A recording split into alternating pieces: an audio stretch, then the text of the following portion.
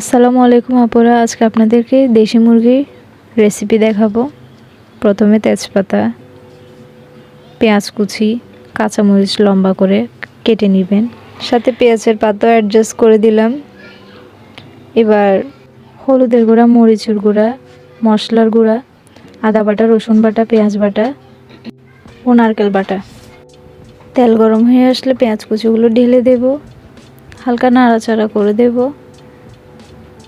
এরপরে লম্বা কাঁচামরিচগুলো দিয়ে দিব, পেঁয়াজ পাতাও দিয়ে দিব, তারপর একটু নাড়াচাড়া করে দেব। এরপরে কষে আসা পর্যন্ত আমরা একটু অপেক্ষা করব। এরপর তেজপাতা দিয়ে দিব, এলাচ, লঙ্কা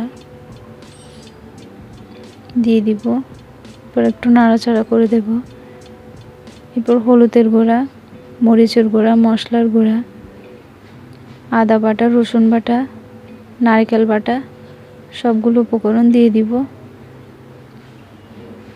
এরপর একটু নাড়াচাড়া করে দেব। যদি মনে হয় লেগে যাচ্ছে, হালকা সামান্য একটু পানি দিব।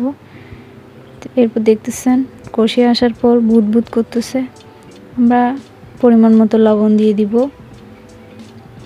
এবার এক এক করে করে মুরগির পিসগুলো দিয়ে দিব।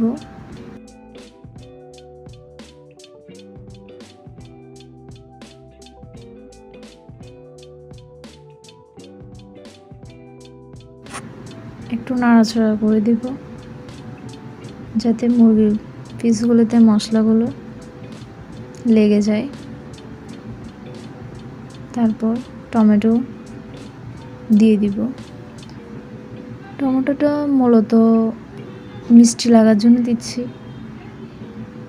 টমেটোর পানিটাও দিয়ে দিয়েছি। এবার একটি ঢাকনা দিয়ে ঢেকে দেব। ঢাকনা দিয়ে ঢেকে দেওয়ার পরে প্রায় 15 মিনিট পর দেখলাম বুদবুদ করতেছে, ওগুলা হয়ে আসছে।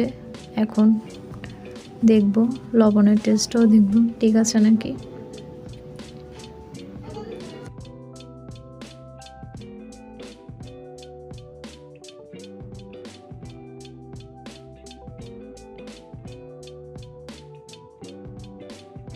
আগে থেকে ধনিয়া পাতা রাখছি, এবার এগুলো উপর দিয়ে দিব।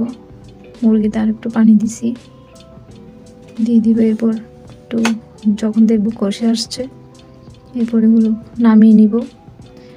অলরেডি এগুলো হয়ে গেছে, আবার একটু ঢেকে দিছি 2 মিনিটের মতো। এবার আপনারা দেখতেছেন এগুলো এবার পরিবেশন করতেছি। আপনারাও এভাবে ট্রাই করতে পারেন।